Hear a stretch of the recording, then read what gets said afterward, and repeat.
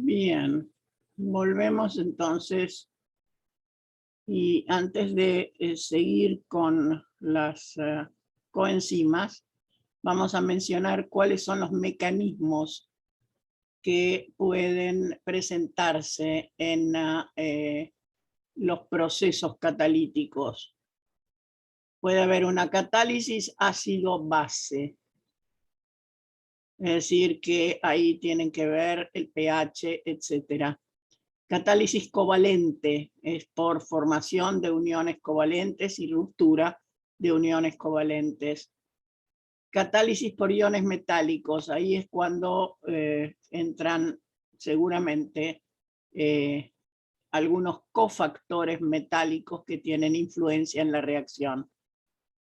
Catálisis electrostática, lo mismo que dijimos antes.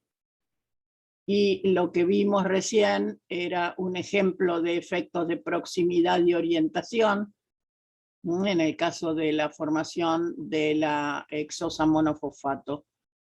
Y fijación preferencial del complejo del estado de transición es también, en este caso de la proximidad y orientación, tiene que ver si la orientación de los componentes es adecuada, entonces el complejo se va a fijar en su forma de estado de transición o no. Eso es, si, como mencionamos antes en el caso de la ATP y la hexosa. Si el ATP tiene su estructura con los fosfatos ubicados hacia la otra orientación, seguramente que no va a pasar nada y no se va a formar la hexosa monofosfato. Bueno, eso es nada más que para mencionar los mecanismos que utilizan las enzimas. Y vamos a volver sobre nuestras coenzimas entonces.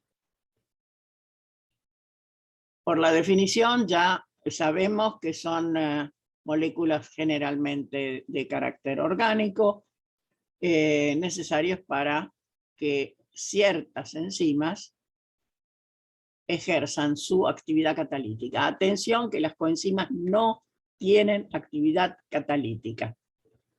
Generalmente están asociadas mediante uniones débiles, excepto cuando hablamos de grupo prostético. En el caso del grupo prostético, ahí hay enlaces covalentes entre la enzima y la coenzima, sino solamente enlaces débiles.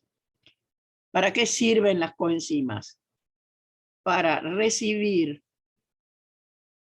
partes de las moléculas que se eliminan, por ejemplo, o bien al revés, para facilitar y transportar algunos grupos como fosfatos, como vimos el caso de la formación de la hexosa monofosfato. Desde ya que si lo que se produce es eliminación, entonces la coenzima será un aceptor. Si en cambio va a entregar algún grupo, entonces será un donador. Y repito, actúan sufriendo reacción igual que el sustrato, por eso se los considera cosustratos. Y repetimos, no poseen actividad catalítica y una vez terminada la reacción y saliendo la coenzima alterada del sitio activo, entonces es necesario que para volver a actuar de la misma forma pasen a otro ámbito de la célula para recuperar la forma primitiva.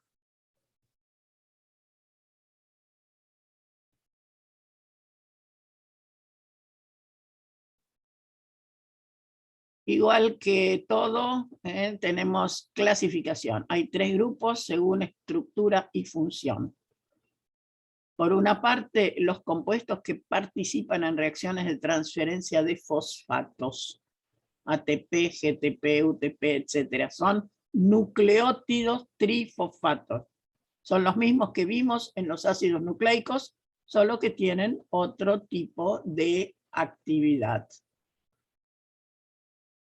En general son derivados de vitaminas que están en contacto con la enzima y están en reacciones de transferencia de grupos, por ejemplo, y ahí tenemos lo que se llama coenzima A, donde lo que tenemos como vitamina es el ácido pantoténico, el PLP, que es el fosfato de piridoxal, que es la vitamina que participa acá, es la vitamina B6, en el caso de la biotina también, es otra vitamina. Por otro lado tenemos las coenzimas de oxidorreducción. ¿Y qué hacen? Transportan protones y o electrones. Y entonces tenemos, por una parte, la nicotinamida adenina dinucleótido. Atención, son 2 nucleótidos, uno de adenina, el otro de nicotinamida. Nicotinamida adenina dinucleótido. Después vamos a ver las fórmulas. La flavina adenina dinucleótido, la coenzima Q, los citocromos. Esto lo vamos a volver a ver cuando veamos cadena respiratoria particularmente. Bien. Esto es entonces en cuanto a las coenzimas.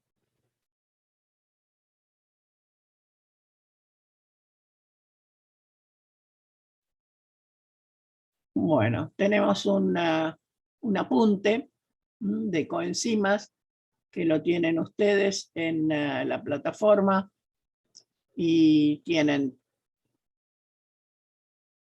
todo lo que se necesita para ponerse a tiro con los cofactores inorgánicos, por un lado.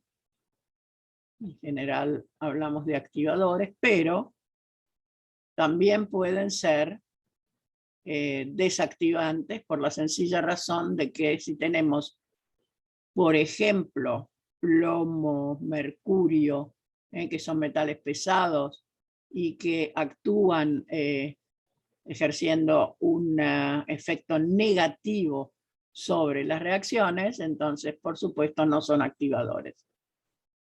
Bien, en el caso, un activador típico en el metabolismo de los hidratos de carbono es el magnesio.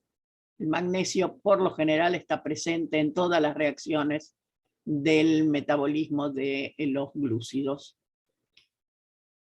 Ahora, a veces son imprescindibles y a veces el requerimiento no es absoluto. Bien.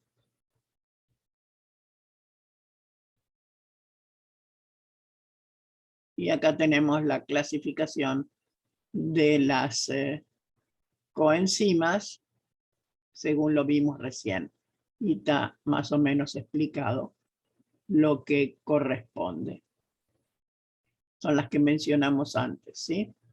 O sea, los que transportan energía y fosfatos, los que transportan distintos grupos funcionales y los que transportan los factores de reducción. Hablamos de factores de reducción cuando hablamos de protones y electrones. Y acá tenemos fórmulas. Ahí tenemos ATP, GTP.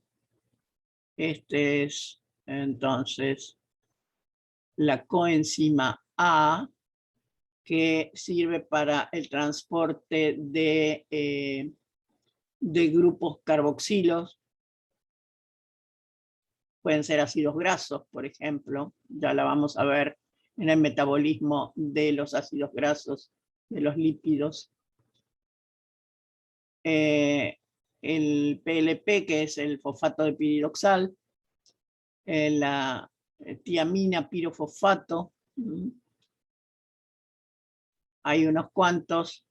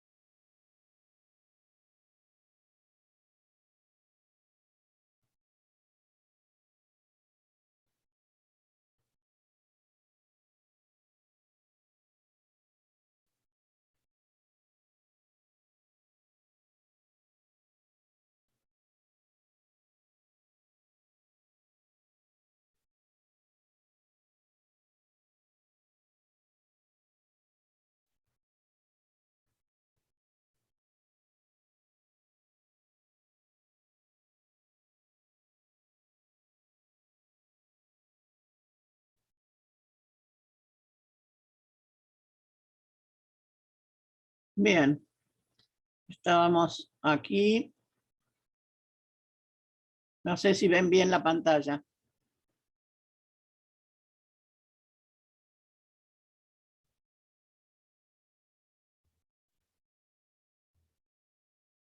Nos faltaba ver alguna coenzima específica. Estas son la coenzima Q. Estas son las coenzimas de oxidorreducción. Estos son citocromos. Profesora, no sé si todo el mundo, pero yo por lo menos no puedo verlo. ¿No? No, solamente puedo ver como la pantalla, la lista de archivos suyo. Ah, bueno, vamos a ver qué pasó.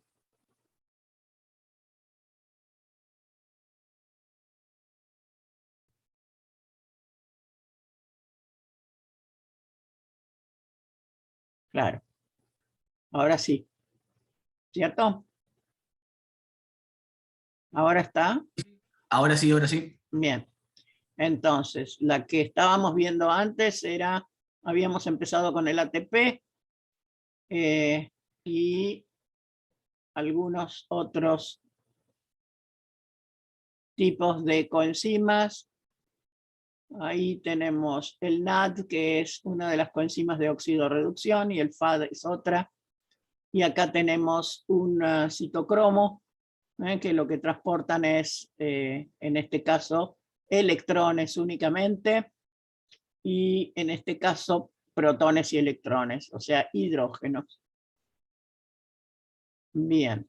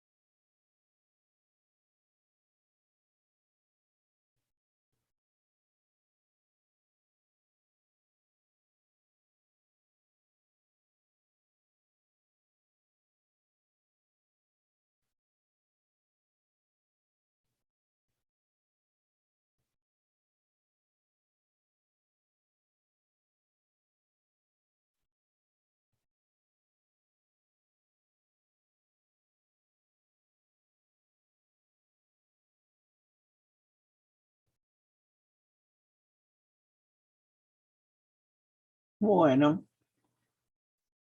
¿Están viendo la pantalla de mecanismos de algunas coenzimas de oxidorreducción?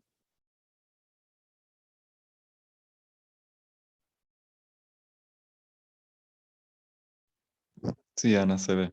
Bien.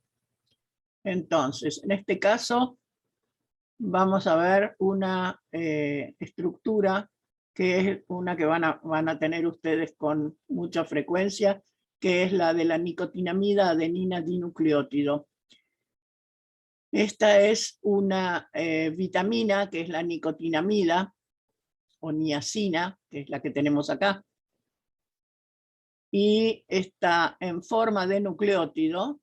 Fíjense que los nucleótidos eran una pentosa, una base nitrogenada y fosfato, ¿sí? Eso era un nucleótido. El fosfato unido a la pentosa y la base nitrogenada unida al carbono 1 de la pentosa. Esta es entonces es la nicotinamida mono nucleótido. En este caso se une con un nucleótido de adenina. Por eso hablamos de nicotinamida adenina dinucleótido. Esta es la forma oxidada. Fíjense, acá el nitrógeno tiene una carga positiva.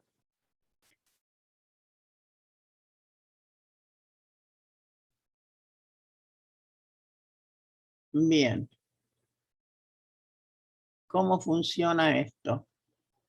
El que transporta los factores de reducción es ese grupo que es la base nitrogenada, o sea, la nicotinamida. Hay un ion hidruro. ¿Qué es un ion hidruro? Es un átomo de hidrógeno con un electrón extra. Eso es un ion hidruro. Si nosotros consideramos que lo normal es que el nitrógeno tenga una carga positiva en la estructura de la nicotinamida. ¿Qué pasa si nosotros agregamos un electrón para compensar esta carga positiva y después acá se hidrogena este carbono? Entonces, las dos dobles ligaduras van a quedar de esa forma y el carbono de la posición 4 va a quedar reducido. En ese caso, entonces, hablamos de nicotinamida adenina dinucleótido reducido.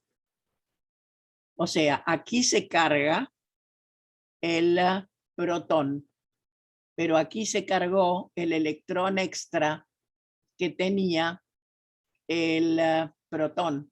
Era un ion hidruro, es decir, hidrógeno con su protón y su electrón, pero además otro electrón. Ese otro electrón compensa la carga positiva del nitrógeno y el hidrógeno se une a este carbono y entonces este carbono queda reducido. Esa es la forma NADH, que es nicotinamida adenina dinucleótido reducido.